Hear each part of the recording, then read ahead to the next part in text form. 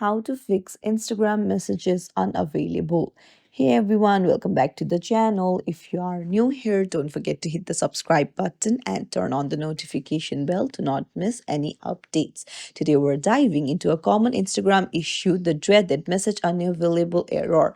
If you've been seeing this pop up when you try to view a message, don't worry, we're going to break it down the most likely reason why this happens and how you can potentially fix it. So if you're scrolling through your DMs and then you suddenly see a message unavailable or post unavailable, it can be super frustrating, right? But the common reason might be the person who sent it decided to delete it. Like if it is a post, then the person who posted it must have deleted the post.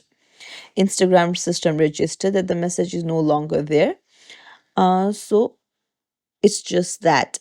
But this is a bit more direct. If someone has blocked you on Instagram, you won't be able to see their messages, and any previous messages might also become unavailable. So this can happen if they have also deactivated their account, blocked you directly, or even deleted their account altogether. Unfortunately, if the message was genuinely unsent or deleted by the sender, there's no magic button to bring it back. So I hope you found this tutorial helpful. Don't forget to like the video and subscribe to our channel. Thank you for watching.